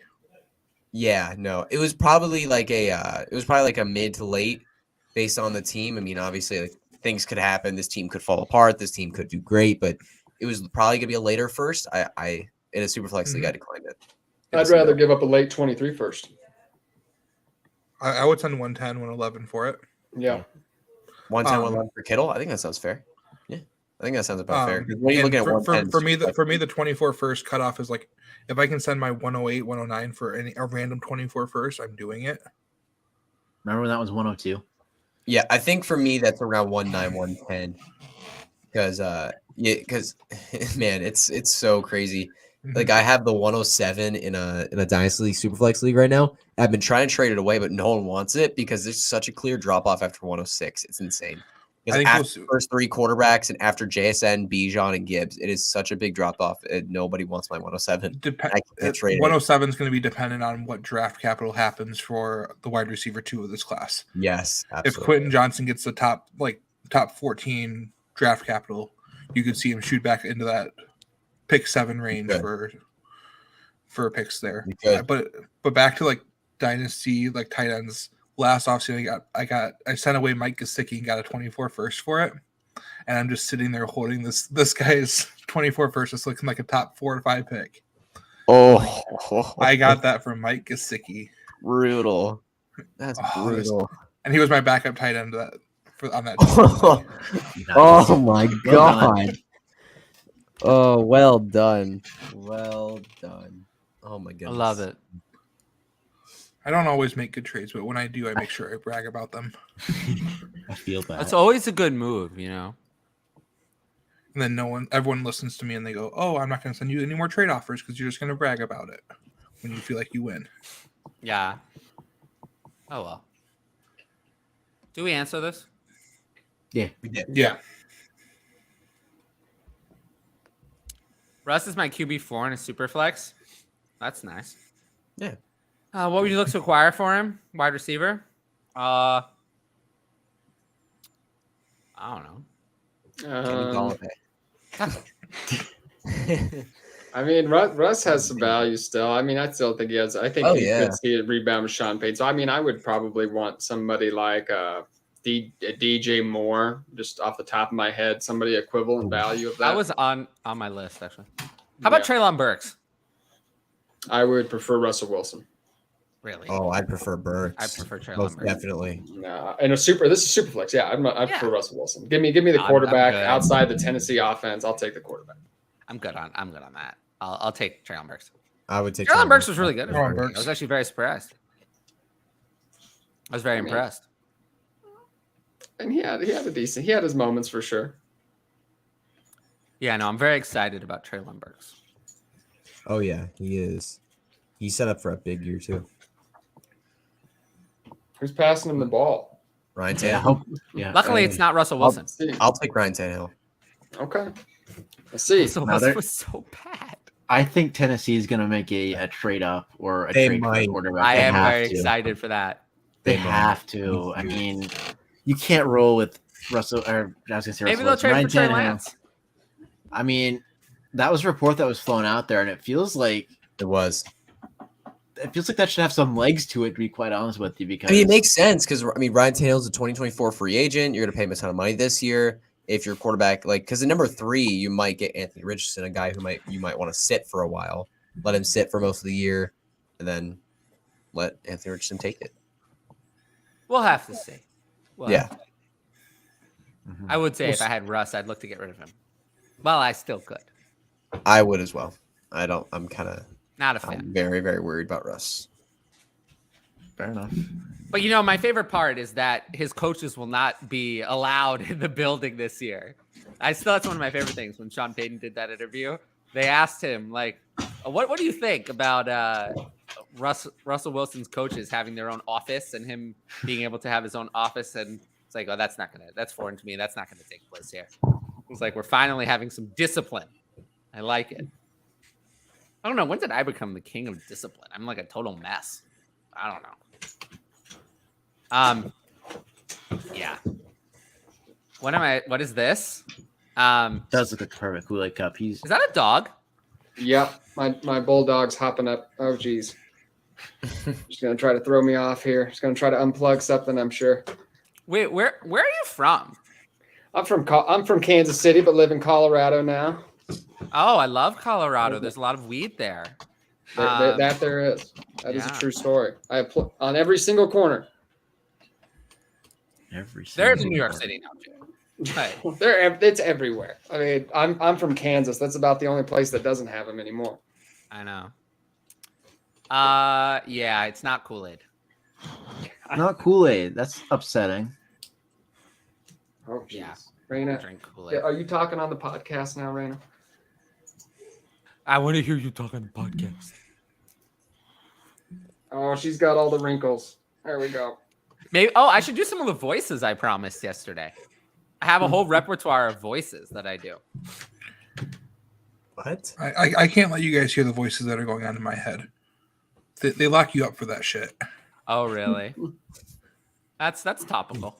You can't count on. Well, Ridley was suspended, so he has healthy now.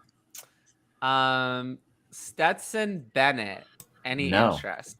With a fourth round rookie draft pick, sure. I'll throw him on my taxi squad. Sure. Back has the moxie to be a backup quarterback in the NFL for sure. Valid. Can't argue with that.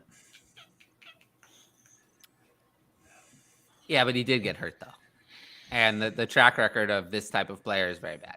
Yeah, So, but he's going round 1 though, so it doesn't matter. that'll help. If he goes round 1, I'll be a lot more in. Purdy or 203?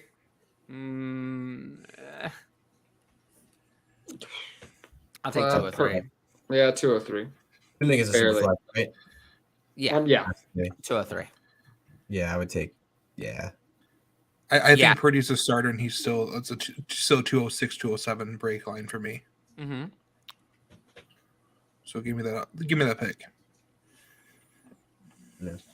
Walker's the RB2. Who's with me? I mean, I'm a Hall guy. Brees Hall all the way for me. Yeah. And then and JT. I would put JT above Walker as well. is this a dynasty question? It Yes. has to be. Okay, yeah. If well, I mean, I could see it. I mean, I have Hall ahead personally. I don't and like Bijan him. Robinson, but You I mean, Walker at three, he's at 3 or 4. I mean, I have Taylor ahead, but I have him at 4. I do too. Yeah, I would put him at 4, behind. Yeah, I think it'd be a 4 for me. Bijan, That's Taylor, and Hall are the running backs I have ahead of Walker. Yes. Yep. Bijan, Hall, and Jonathan Taylor. Yep. I feel like we need to change guys are ahead of them the right now. show's name, Tyler. Maybe we could call it like responding to Gavin's takes with Tyler.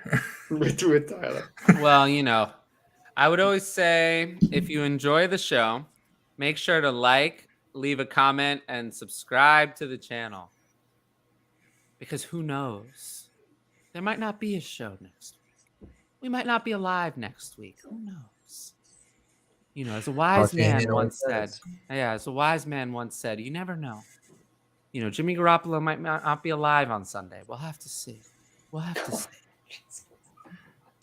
You never know. Brian's a good If anything co-host happens- on this team for now. If anything happens to Jimmy, I know where I'm sending the police. And I know where I'm sending the police is to Tyler's house. You should send him to Kyle Shanahan's house.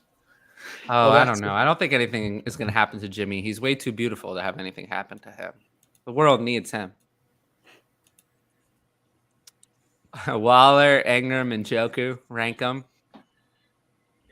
Dynasty. Dynasty, I'll go in Joku, Ingram, Waller. In reverse order of age. Youngest first. They're about 2 years apart. I'd I'd still have. I know if I had to pick the safer of the two, who's going to be more likely to be a top 12 tight end in 2 years, I think Njoku and Ingram are more likely. But I would have Waller as my tight end 1 in this list just because of the upside factor that I think, could we see another top 3 tight end performance out of him? Not likely, but it's within his range of outcomes still. Yeah, I would agree there. I think I would rank. Honestly, I think I would put Waller first. Yeah, Of these 3. I'm going to put Waller first because I think the upside with Daniel Jones in this offense, like he's just set up for a boatload of targets right now. Like he is the guy of this offense right currently. And then I think between Joku and Ingram, it's very tough. I mean, that's a very, very close call. The main reason I have Njoku the highest is he's the one who's young enough that if he has a really big year to actually gain a lot of dynasty value, the other 2 are too old. Yes. Yeah. And Evan Ingram is on a franchise tag. If he had gotten an extension, I would be more confident, but he got a franchise tag, and that's a little bit more worrisome for me. So yeah, I think I'd slightly lean Njoku over. He's the one with the value upside of the three. Who? Njoku. Njoku. Yes, Njoku could increase Because the value. he's turning 27 in the summer. Ingram 29, Waller 31. So Njoku has enough time to tight end years. That's still young. Whereas Ingram is already kind of at the peak, pushing over the edge, and Waller is over the edge of value. So that's the reason. I actually think they have similar on-field possibilities. Njoku was really good before he got hurt. Ingram was good, but that was without Ridley, which I think is can only hurt him. I think last year was like the absolute best case scenario. And then Waller has been so inconsistent, and I was not happy as a Giants fan when the Giants traded for him. Didn't think it was a great. I mean, considering the price, it was fine, but wouldn't have been my first choice. I would have rather they spend a little bit more to get DeAndre Hopkins, who I think they needed a lot more and who is not washed up. Hearing the guys on the bottom hype up Darren Waller a little bit, it made me go send out trade offers of Waller for Ingram plus. And I'd love to do that. Trade. I'd love to do that because I think Evan Ingram is safer. Mm-hmm. If I get an extra second tacked on to Evan Ingram, that would be great. Or even a third. I think that's good. I think that's a solid move. I don't think that's go just trade away Waller. That's where the community's at on that. 100%. Especially if I already think Ingram's better than Waller. Sure. Yeah. Would you take Michael Mayer over all three? I would. Yeah, I would. These guys have no upside. I mean, we know what they are. Of the three, Njoku has the most, but they really don't have much upside. They're not going to be valued extremely high. Whereas Michael Mayer has plenty of upside. So yeah, it's not even close. I would take Michael Mayer multiple rounds ahead of all three. I have those three, by the way, in overall, not just among tight ends, but in overall within 4 or 5 spots of each other in like my overall ranking. So they're almost dead even. I take Michael Mayer multiple rounds ahead. It's not close. He's been picked in the first round. I mean, he has plenty of upside. He could easily be worth. Like Michael Mayer has the upside if he doesn't even have to be the best rookie year. He has just a good rookie year. He could be worth what TJ Hawkinson is worth now. Because people will see, he was good as a rookie as a tight end. And that's very difficult to do. And he has first round capital. That's idea of very good success in the future. So yeah, obviously I would take Michael Mayer over those kind of guys. Michael Mayer, I mean, I'm looking at my tight end rankings, like for Dynasty. Yeah, I still have Pitts at 1, Andrews at 2, Kelsey 3, Hawk at 4. If you wanted to rank Michael Mayer at 5, depending on the capital, I'm okay with it. I'll probably rank him at 8 behind Freiermuth, Goddard, and Kittle. But if you wanted to rank him at 5, if he goes at 15 to Green Bay that early, I wouldn't have a problem with it. He's a better prospect than Freiermuth or Goddard. I'd have him at 7, right behind Goddard, ahead of Freiermuth for him. Yeah, the only reason I have Freiermuth ahead of Goddard is that Freiermuth is so young. Goddard's already 28. Goddard's kind of similar to Ingram in that, like, yes, he's only 3 months younger. Like, yes, he could be really good, but most of Goddard's career has already passed, and we're talking about he could be really good for 5 years. When is really good going to be? In this offense with A.J. Brown and Devonta Smith, he's going to be a top 5 even? I don't know. I don't think so. I'd rather take my chances on Freiermuth because he has more time to accumulate value. And he's been very successful in his first 2 years. More successful, I believe, than Goddard in his first 2. So I would prefer Freiermuth in Dynasty. Jacobs or ETN? This one I'm kind of... Dynasty ETN. Yeah, I think so. Dynasty's ETN, yeah. I think so. I mean, they're only a year apart. And I do think Jacobs was being ranked higher in redraft this year. I do like that the Jaguars did not add someone significant in free agency. Yeah, and I don't think they're going to in the draft either. So, they have a lot of needs, especially on defense. But I don't think they're going to spend their second or third round pick on a running back. No. He shouldn't. I'm happy they signed Dearness Johnson instead of Damian Harris. That's a big difference. There's a big difference between those two. Oh yeah. Like they signed a backup, someone who's not much. Not that Damian Harris is really a challenge to Travis Etienne, but he would have made more of a difference. Or if they'd signed someone like even Zeke would be more concerning than Dearness Johnson. Sell Chig on this random value boost. Yeah, I mean, I would consider selling him, but I don't feel a need. I mean, that's key, but he kind of brings up the point I've been thinking about Chig. Like, I get people are going crazy about his upside, but we know how touchdown dependent tight ends generally are, and man, that's a rough offense. I just don't know if there's enough targets to go around to really keep him, where when to start him. You know what I mean? Like, I expect him to have his weeks this year where he's, he has his upside. He'll have his breakout weeks, but I just don't think you'll know when to start him, unfortunately. Well, I just think that in Dynasty for a tight end who's only going to turn 24 in September, I just don't care. Like, I don't care about the offense. When Chig is actually in his prime producing years for tight end, which is older even, like prime producing tight end years are, it's lucky you get anything before 25. And prime is 27, 28, 29, even older than a receiver. So I feel like Chig is a great prospect to be targeting. I mean, he's just like he's all he's shown so far, like through his, like all he's shown is that he's an elite athlete. He made plays down the field this year. He led all NFL tight ends in yards after the catch per reception. Led all tight ends in the stat. No, Chig is he's good. A great athlete. I wouldn't worry about an offense because in the years that I care about Chig actually being able to deliver really consistent production, this offense could be a completely different offense. Like, yeah. I don't want to care really about the offense. Yeah. For a tight end of his he's age. Just a great athlete. I think he's a good player, but the offense right now isn't situated for him. But I think he's a good player at target right now. I don't want Chig as my starting tight end this year going into the show. No, but I don't think anyone would. But that's if you don't believe in Chig and his athleticism and what he brings to the NFL, sure, use this opportunity to sell. Use any of the flavor of the month tight ends in the offseason to sell when their time comes and their hype train comes. If you don't actually believe in them. This though, players who have tight ends who have his type of production as rookies tend to succeed. It's rare that tight ends have any rookie production at all, let alone, 450 yards might not sound like a lot, but for a rookie tight end, that is a lot. That's a lot. That's very impressive. Some rookie tight ends don't even play. So it's a good career trajectory. That's more than I thought. I bet it is more than, it's more than a lot of people thought. I think. I don't think people realize. I didn't look back. Yards he had. That's more than I thought. 32 receptions. Again, is that a lot? No. Is that a lot for a rookie tight end? Yes, especially one who was raw. I think he was pretty raw. I didn't see him as NFL ready at all. So I'm kind of surprised that he had that much production. So it's not random.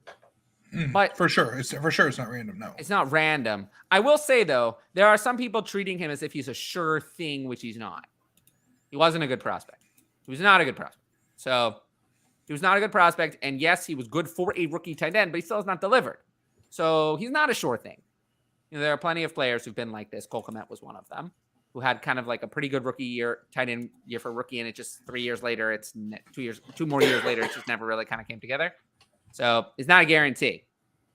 So if you can get something that's like, if you could, I would still prefer Greg Dulcich over Chig pretty easily. Greg Dulcich was actually a good prospect and, delivered immediately. Sean Payton offense, delivered. I agree. Mm-hmm. Again, I don't care about that. It's just that he delivered immediately. He came in week 1. It was immediately the starter and delivered actually usable fantasy production as a rookie, which is very, very rare. So Chig, which Chig really did not do. So you have to, value that a little bit more. And I get that Chig has a good situation right now because he's the second target on the team behind Treylon Burks, but that's temporary. You don't want to value based on that because that can change. You want to value based on the talent and what they've shown on the field, and Dulcich has shown more. So, I would go with that. I'm here, guys. Don't worry. FF Lefty is one of my most loyal listeners and also on Twitter and everywhere else. I just appreciate you for being here and supporting me over the last year plus. Okay. Everyone has different rankings for the RB3 through 8. I don't know about that. For this class, But there's a lot of different rankings. Not lately. Lately, I've noticed that everyone pretty much has Bijan at 1. Everyone pretty much has Gibbs at 2. But people have settled, as the NFL has settled, on Charbonnet and A-Chain as 3 and 4. I mean, the NFL has settled on those two. I mean, if you look at mock drafts, Charbonnet and A-Chain are usually near the 2-3 turn, and the rest of them are fighting to be in the 3rd. I've still got a lot of faith in Kendra Miller. Yeah, that's what You I can was have gonna faith say. in him, but He's my most mock drafts I've 3. seen have him in the 4th. He's my 3 in this class. I have him at 4. You can have him there, but once he goes on day 3, he's not going to still be there. That's the problem. Yes. Oh no, I completely agree. But talent-wise, I think he's the best back in this. For me, there's no competition. Zach Charbonnet is the RB3 by a lot. He checks every box. He's actually very good. Checks every box. I did the article on him. I basically had few negatives. I really didn't have any negatives. I just wasn't, he's not Bijan. He's not Gibbs. He's not. But I had no negatives about Zach Charbonnet. I think an NFL team will pick him in the late second round because I don't see any. I didn't really see any flaws. I didn't have any complaints. Just lacks the top line speed. That's the only thing about Charbonnet. Not a lot of guys do that though. A lot of guys who have been successful have his physical profile. And Ezekiel Elliott lacks the top line speed doesn't matter in the NFL. It's a small concern. You're not rushing. You're not 80-yard run. Very rare, yeah. If you can get a 30-yard rush, that's what's really going to matter. 100%. Yeah, I think that's the biggest. I did note that though. That I was like, this should have been a touchdown. I was kind of surprised he didn't break away. But he should have. I mean, and a lot of he does have that problem. But also, I see that knock. Read it on DLF. I see that knock on Kendra Miller a lot as well. That he doesn't have the explosiveness, and I'm watching him play, and I'm seeing 30-yard runs, like plenty of 30, 40, 20-yard runs, and he's fine. Like maybe not an 80-yard run like some of the other guys can do, but Miller's fine explosiveness wise. Like he doesn't have to get 80-yard runs all the time like Bijan, where he runs on the other on the other side of the field completely, like avoiding 18 defenders. Like he doesn't have to be that. If he can get a 20, 30-yard run, he's good. And Miller's like I don't know. I'm all in on Kendrick Miller. Watching him play, looking at his numbers, like I think he shows everything to me. The only thing I can say it's a bit of concern, he can take dump offs, but he's not he's not a premium he's not a premium like route runner or pass catcher, but he can take dump offs well, which is enough. Yeah, Kendra Miller, not somebody who's a strong pass catcher, but he's one of the younger backs in this class. I think he could step into the role. So, he's not someone I would completely write it off on. Yeah, Kendra Miller, just because I just have a little bit more faith in him taking a little bit more of a safer workload than A-Chain. I just have him one spot ahead. But, the lack of athletic testing this offseason has me concerned about Miller. So I could definitely see that changing ahead of the NFL draft. I mean, it's not going to matter. Once the team saw what A-Chain did at the combine, he's going to be drafted in the top 70. Whereas Kendra Miller is lucky if he's in the 3rd round at all. I have yet to see a draft with Kendra Miller breaking the top 75. These mock drafts, I think we know last year, obviously we'll expect some major shakeups in the mock drafts. But if they're accurate, I would agree. You could, it'll be tough. It's one thing if it's one draft, but it's every draft. It's every draft. I mean, it's constant. Every draft is pretty much the same that I see. Not that one today that Lance Erling posted. That was something. What was special about that one? Just Houston not taking a quarterback and then trading it for Will Levis later. Okay. I don't know about that. That's for clicks. That was pretty crazy. And the defensive player that took wasn't even Will Anderson. It was Tyree Wilson. So what the fuck? Yeah, nope. Yeah, no, that's not going to happen. But I think that it's been pretty consistent that Charbonnet and A-Chain are fighting for NFL teams for 3 and 4. And then everyone else is way, way back. So I'm going to stick with that. Although personally, since I wrote the articles for DLF on both Charbonnet and A-Chain, I came across very impressed by Zach Charbonnet, and Devon A-Chain not so much. He was fine, but I was okay. The main thing I would like is the draft capital. If the draft capital doesn't come, I'm not going to be that impressed. I feel like we're wondering for draft capital. Everyone, like Matt said, not named Jahmyr Gibbs and Bijan Robinson. We know they're take going out to get it. Take out the draft capital, and Zach Charbonnet is my RB3 by miles. It's not close. We'll see the Not even NFL value. Devon A-Chain is only locked in at RB4 because the draft capital says he should be. We'll have to see. Other than that, but Zach Charbonnet profile is, I don't have any complaints. And I suggest people go read the articles. I did actually watch film. Very rare for me to do that. Watch film. I don't watch a lot of film, but it is a part of the article template. So I did watch film for those DLF articles, and it was a lot of fun. We'll talk about my Darnell Washington article on the tight end show, but I did the articles on Charbonnet and A-Chain. It was a lot of fun. I've done it the last couple of years. It's just nice to kind of do something different. It's outside my comfort zone. But I do appreciate DLF giving me the opportunity, knowing that I don't want to say I have no idea what I'm talking about, but it's not my area of expertise. Knowing that they're still willing to let me try writing the articles for the site. So I do appreciate them giving me the opportunity to do that. Let's see. Gavin asked a question. Patrick, you were onto something. Oh, and this question, the second part What of this happened? question, this question is a little vague. I don't know how to even answer it. What would I be willing to give up to move up? I mean, that depends on what you have. I don't even know what you have. You got to tell me what you have. What are we moving up from? What do we have? What can we trade? You know what I'm saying? Let's just say a generous price at this point. Yeah, it's going to be a generous price. Yeah. But we You're got to gonna know have what to you take them. have. I'm okay with it. Give me a list of assets at least so I can try to make a pick. People aren't just letting you into the top 5 or 6 of the No, rookie drafts. no. And then, I've been trying. so many people Absolutely not. ask those questions and are asking Absolutely not. what's the crap at the end of my roster that I can send away? Absolutely, yeah. So someone will let me make this pick that I You're really telling me I wanna can't go from 7 to 5 with Rex Burkhead? Come on now. In Trade Addicts 8, I have the 105 and 106. People are aware of that tier. There's a huge drop off after 6. No, people have asked me, what it would take to get into those picks, and I was just like, well, they're not available right now. And they were like, well, that's unfortunate. I was like, well, we're gonna have to see. We're gonna have to have patience. We're gonna see what happens, and maybe we'll see. I'll trade it later. But if you just say it's not available, then the price goes up. It's an old negotiating tactic. If I'm looking to trade for picks right now, I'd be looking to trade for 7 and 8 because we never know who else is going to get draft capital. And assuming Quentin Johnson maybe gets good draft capital, that makes it tier 7 players. And if Jordan Addison gets good DC, that's 8. So yeah, Actually, it's we'll really see. Addison, Johnston, and Charbonnet are the ones who have potential to really fill out the draft class. Like, let's say, Zach Charbonnet's current landing spot, 58 to Dallas in this mock draft that I'm reading here. That's pretty good. That's pretty good. But is it, is that a changing outcome? Maybe not. Maybe that's not life-changing.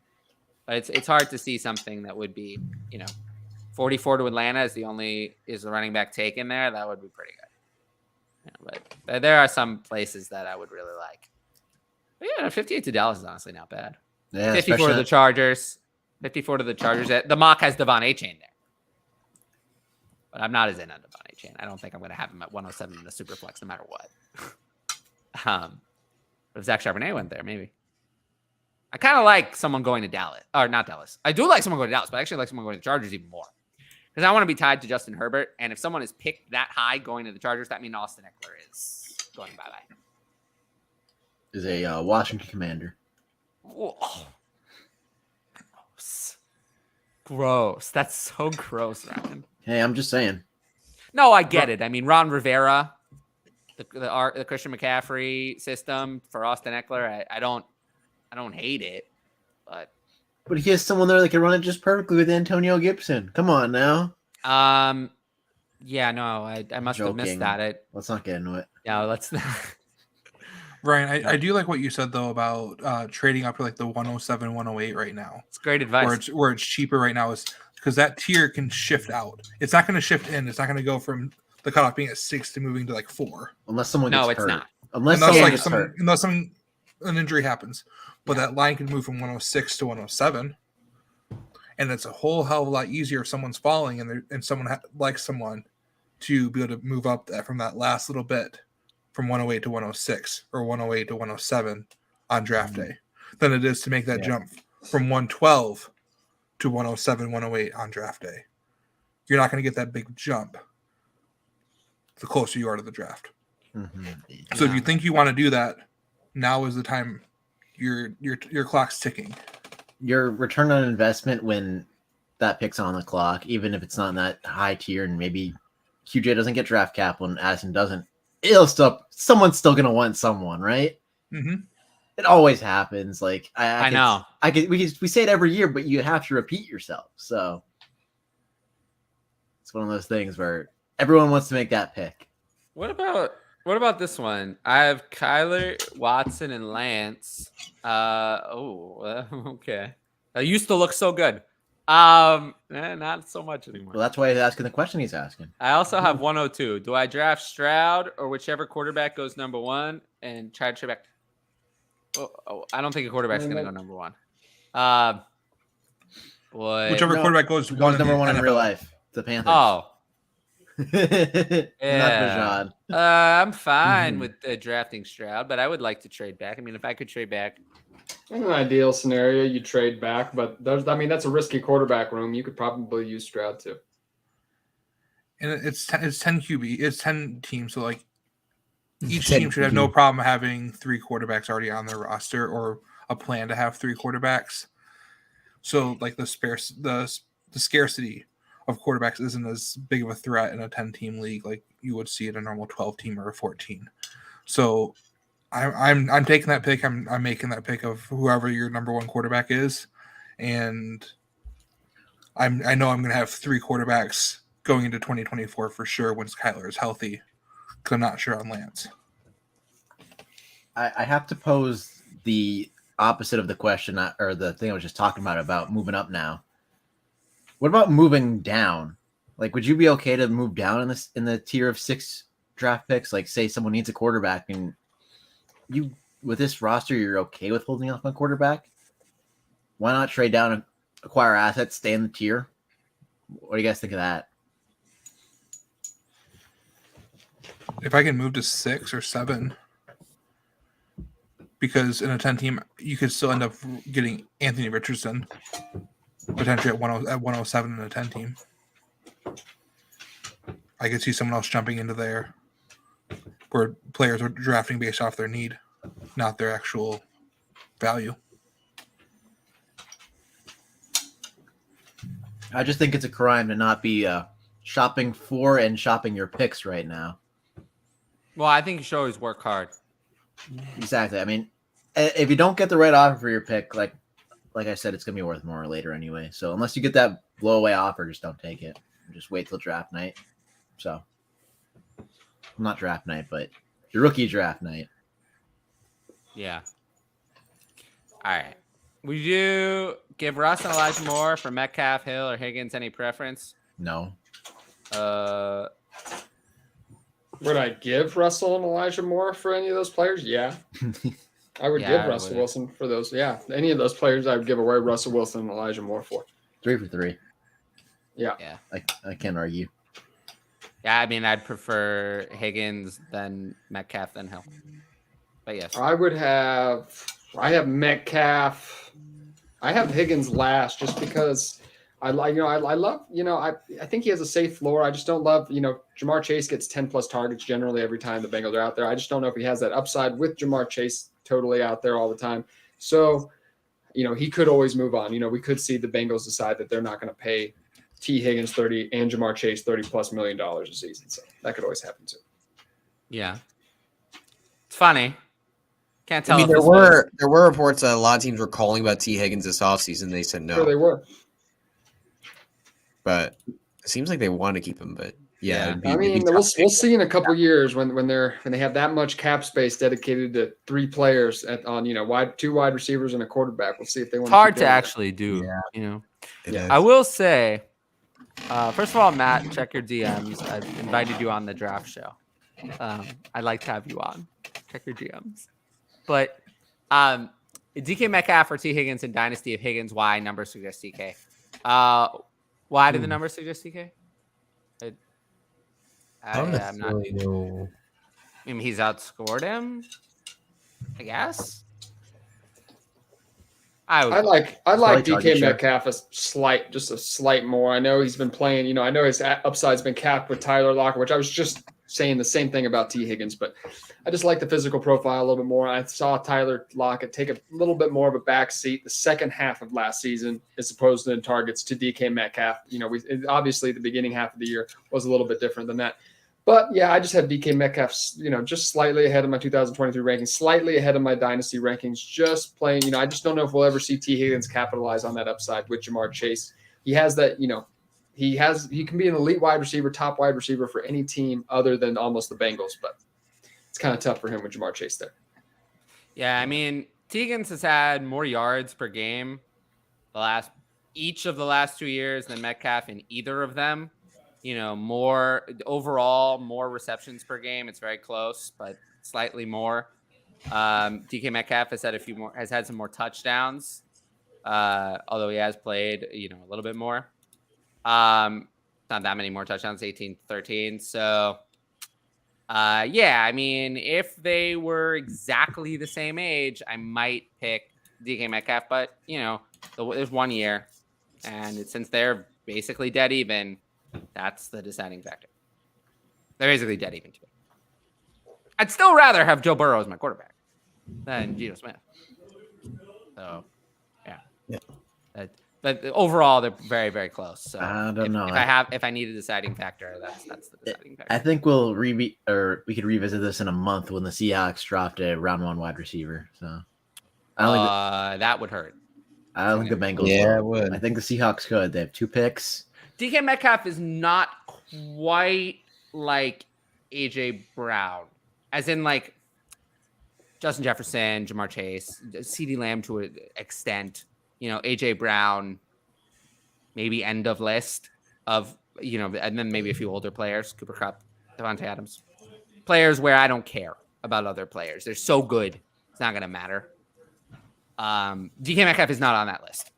DK Metcalf is not on that list. He's not that. No. He's not that level. I just don't care who else is there. He's going to get his no matter what. He is not there. He's not that level. He's the next level, which is very good. Very good. Elite NFL player even, to almost. But not on target share immune level.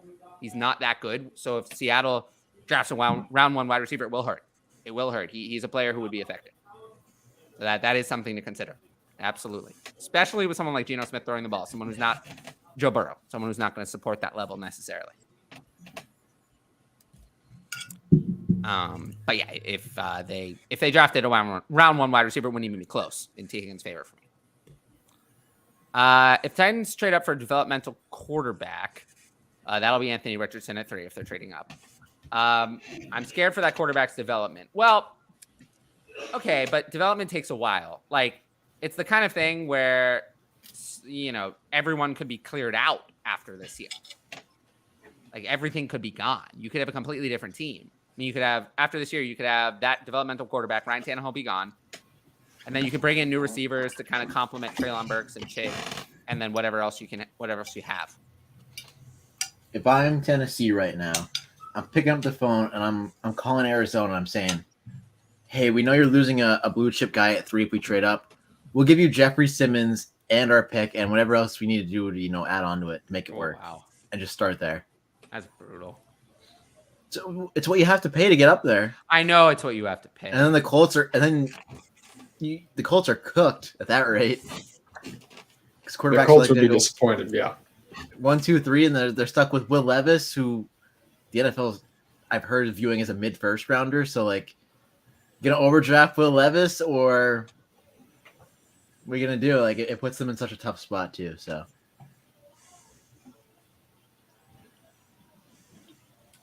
yeah, I mean, I agree with their comments concern, though. You know what I mean? I don't. It's the worst landing spot, or one of the worst landing spots for any of the quarterbacks.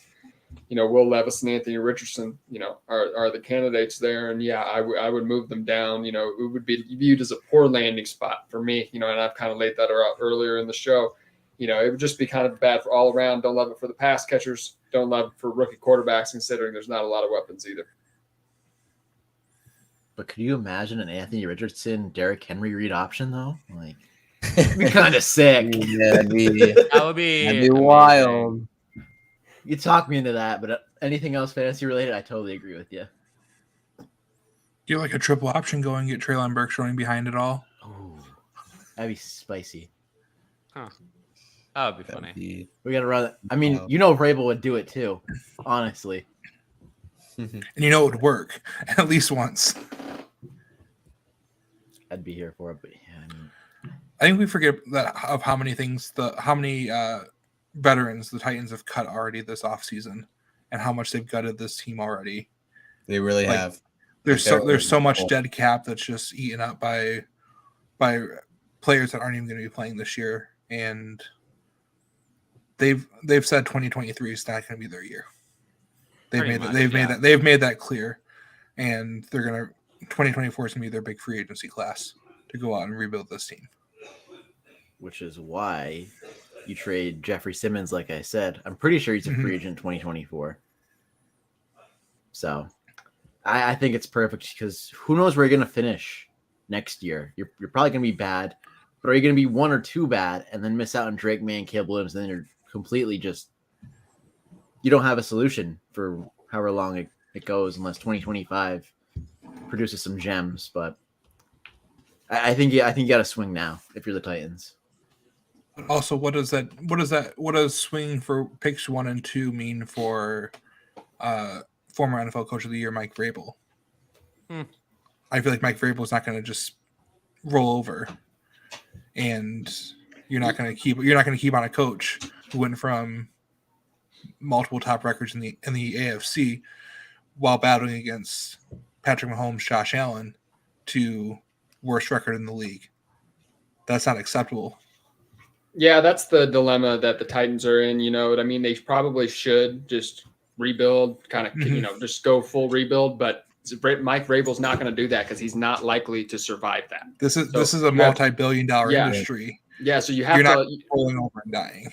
Yeah, exactly. So, I just don't think, it's kind of counterintuitive. You almost need somebody to step in and be like, hey, Mike Vrabel, we're not going all in and trying to, we're reeling it back. Okay. I know you want to try to win, save your job security and everything, but we're going into a little bit of a rebuild here. That would be the smart thing. We'll see if that's the case. I mean, show us development on the field for these young guys. Make the plays happen and say it's okay if we lose those games. New GM and everything. Like it could be a counter of philosophies there because I feel like the GM might want to rebuild this mess. Yeah, because he wants to be in the safe zone for as long as he can. So yeah, and you've got a great coach there. I think that's the problem is Vrabel is an excellent NFL coach, and he has shown that he can win with bad pieces. He can take guys off the street and win. Derrick Henry could do that. Well, that was them 2 years ago. Most players ever to have a NFL to play in a single NFL season for a single team. He was taking guys off the streets and still winning games. They had like 5 numbers they had to wear twice and give like multiple different people because they just kept hiring someone, finding someone new to play for them, and they had to get it. So, oh wait, which numbers are actually available anymore? Here, take this number that we've already given out to 2 other players this season, not counting preseason or practice squad. That's interesting. All right. Yeah. Besides your own hometown team, which NFL team are you rooting the hardest for next year? I don't care. I could give you a fun. I just can't think of it. Yeah, my fantasy football team. How about that? Yeah, that's a great one. My fantasy football team. My answer to this question is who cares? I'll say the Lions because they were fun last year. I was gonna say the Lions. I like they were very fun. Lions, Seattle, I like Seattle. Love to see Geno Smith have success. That's good. Yeah. I also like Chicago, man. I want to see Chicago. I want to see Fields really take that step with DJ Moore. Who are better rookie late round targets for win now builds, and what are better options for rebuilds? Don't overthink it. Just take the best players. Take the best players. That's how you approach rookie draft. Don't overthink it. Available. Oh gosh, it's like the NBA. There's hardly any good. Like there's 10 players out of the 60 taken are going to matter. It's the same ratio in rookie draft. So you might as well take the best. Just take the good players. Yep. Gosh, who was it on Atlanta that we thought was going to get a bunch of opportunities like 2 years ago? Oh my gosh, I forget his name. Oh, Kyle Pitts? Javian Hawkins. Hawkins. He was a sleeper, and I feel like people were taking him over like Elijah Mitchell. I think. I know. Oh, Hawkins. Yeah, I remember that. Yeah. If a player seems to have some intangible X factor, how do you quantify this? Got that dog in him, if you will. Do you find that affects your perception and changes where you rank a guy or not at all too emotional? I don't know. There's only one player that I remember this affecting, and that was George Pickens. When I saw Oh yeah, I was literally just about to say that one player. When I saw him use a stadium as a weapon, when I saw him throw another opposing player against the stadium itself, I was impressed with that dog. So yeah, I did have him a little higher just because I was like, man, this guy is something else. Yeah, honestly, like it doesn't change my rankings like dramatically. But you always got to look at how does this guy affect his locker room? How does this guy affect his teammates?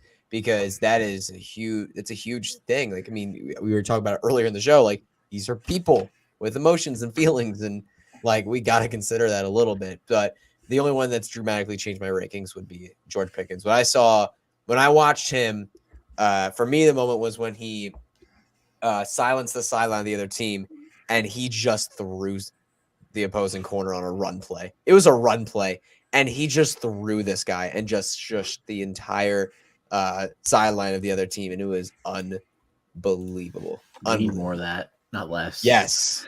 Oh man, George Pickens 2023 could really like take off this year. I feel like it's more so if you have that dog in you, you'll more likely be on my fantasy team, but you won't affect my rankings. That's true. I just want you on my team. It's a great. Because then when they like dunk on somebody, be like, "Ha, my guy did that to your team," you know? Yeah. Perfect. I don't think it's safe flower. No. People are not low. No. Oh, I think it's coming. It's coming way up. I think he's pushing Jordan. He's People pushing are not Jordan low Addison for the on wide him. receiver 3. I'm on my rankings Yeah, people yesterday. are up I on him. almost had Zay Flowers ahead of Jordan Addison. Almost. Didn't he just? I Get think the people draft are invite today? behind the times on. People are not realizing the draft capital that Rashee Rice and Cedric Tillman are going to get. That Lance Zerling mock I was Marvin talking- Mims too. I think is going to get That one's strong. too late. I think the community is caught up on that one. Yeah, you think so? Okay. Tyler, Yeah, that mock I people was are- talking about people are earlier, back with him. Zerlin had Cedric Tillman in round 1.